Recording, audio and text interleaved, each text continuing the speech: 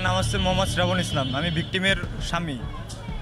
আমার ওয়াইফের সাথে যেটা হয়েছে, আমি চাই যাতে, আমার ওয়াইফের নাম অনন্যা রহমান বৃষ্টি, আমি চাই যাতে আর কোনো মানুষের সাথে যেন এরকম না ঘটে। আমাদের জীবন আর আছে, আর কারোর জন্য কোনো মায়ের বুক যেন খালি না হয়। আর এরকম এদের যত এদের হাসপাতালই বন্ধ করে দেওয়া হোক, যত উচ্চতর বিচার কার্যকর করা যায় এর জন্য। এর আগে এদের নামে 8টা নাকি মামলা আছে। এরা বলেছে আমরা এই মামলার, আমাদের এর আগে আরও 8টা মামলা আছে, আমরা কোনো ভয় পাই না এসবের। তাই বলেছে আপনারা মামলায় যান, সমস্যা নেই আমাদের, তাই বলেছে হসপিটালে। এটা দেশ ক্লিনিক।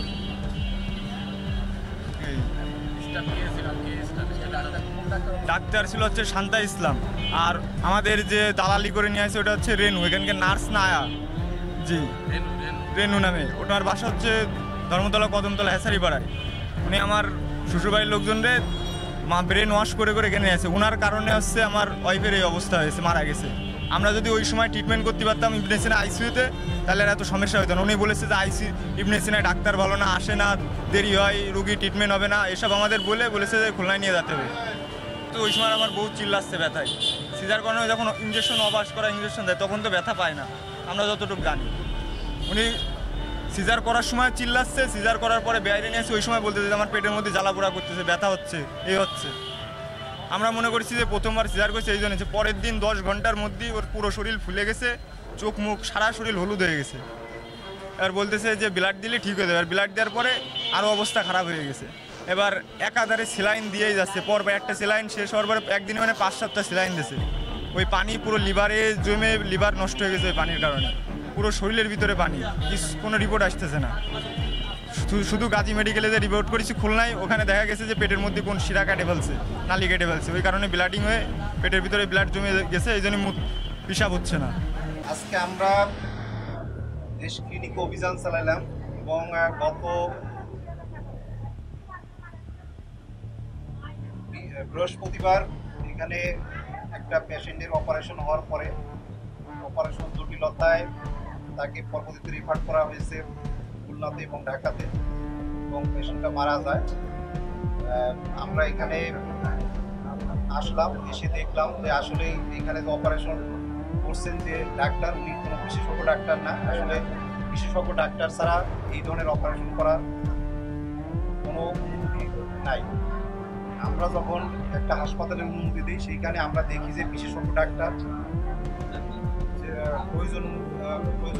প্রয়োজনীয় সংখ্যক মেডিকেল অফিসার, সিস্টার এবং অন্যান্য স্টাফ আছে কিনা সেগুলো দেখে। কিন্তু আমি এখানে দেখলাম যে এখানে বিশেষজ্ঞ ডাক্তার না থাকার কারণে এবং অপারেশন থিয়েটারের মধ্যে যে সমস্ত প্রয়োজনীয় ওষুধপত্র, জরুরি ওষুধপত্র থাকার কথা, সেই সমস্ত না থাকার কারণে আমি প্রাথমিকভাবে এদের অপারেশন কার্যক্রম অর্থাৎ রুটিন কার্যক্রম বন্ধ করে দিচ্ছি এবং একটি তদন্ত কমিটি গঠন করা হয়েছে। তদন্ত কমিটির রিপোর্টের প্রেক্ষিতে বিরুদ্ধে যথাযথ ব্যবস্থা নেব। এবং আমাদের সাথে বৈষম্য বিরোধী ছাত্র আন্দোলনের এবং সাংবাদিক ভাইরা আছেন, এবং আমাকে কিন্তু গতকাল বৈষম্য বিরোধী ছাত্র আন্দোলনের ভাইরা প্রথমে ইনফর্ম করছে যে এই ধরনের যশোর শহরের প্রাণ কেন্দ্রে দেশ ক্লিনিকে একটা প্রসূতি মা অপারেশন পরবর্তী জটিলতায় মারা গেছে। এবং সেই সাথে রূপান্তর পত্রিকার একজন সাংবাদিক গতকাল রাত্রে আমাকে ফোন দিছে যে যশোর প্রাণ কেন্দ্রের দেশ ক্লিনিকে একটা পেশেন্ট অপারেশন জটিলতায় মারা গেছে। আমি সকালবেলায় এসেই প্রথমে একটা তদন্ত কমিটি গঠন করে তারপরে আমি নিজে সরাসরি এখানে ভিজিটে আসলাম। এসে দেখলাম যে এইখানকার অব্যবস্থাপনার কিছু নমুনা আমি পেলাম, যেখানে যথাযথভাবে যে ডাক্তারের এখানে অপারেশন করার কথা, বিশেষজ্ঞ ডাক্তার, সেই ডাক্তার অপারেশন করেন। তারপরে অপারেশন করার পরে তার যে ফলো আপ দেওয়ার কথা, সেই ফলো আপটা ঠিকমতো হয় না। পেশেন্ট যখন কমপ্লেন করছে সকালবেলা তার পেট ফুলে যাচ্ছে বা প্রস্রাব কমে যাচ্ছে, হ্যাঁ, এই সমস্ত কমপ্লেন করার পরে সংশ্লিষ্ট যে ডাক্তার অপারেশন করছে উনি এখানে অ্যাটেন্ড করে নাই। এখানকার মেডিকেল অফিসার এবং সিস্টার তারা অ্যাটেন্ড করছে এবং পরবর্তীতে তারা রেফার করছে খুলনাতে, যেটা কোনো ক্রমেই যথাযথভাবে হয় নাই। কারণ যে ডাক্তার অপারেশন করছে অবশ্যই তার এখানে ফলো আপ দেওয়া উচিত এবং তার ম্যানেজমেন্ট করার কথা ছিল, সেটা সে করে নাই। অপারেশন থিয়েটারে দেখলাম অপারেশনের যে সমস্ত পর্যাপ্ত জিনিসপত্র, ওষুধপত্র থাকার কথা, সেইগুলো এখানে নাই। তার জন্য আমি আপাতত এখানকার অপারেশন কার্যক্রম বন্ধ করে দিলাম। তদন্ত কমিটি গঠন করা হয়েছে, তদন্ত কমিটি তদন্তের সাপেক্ষে তারপরে পরবর্তী ব্যবস্থা নেওয়া হবে।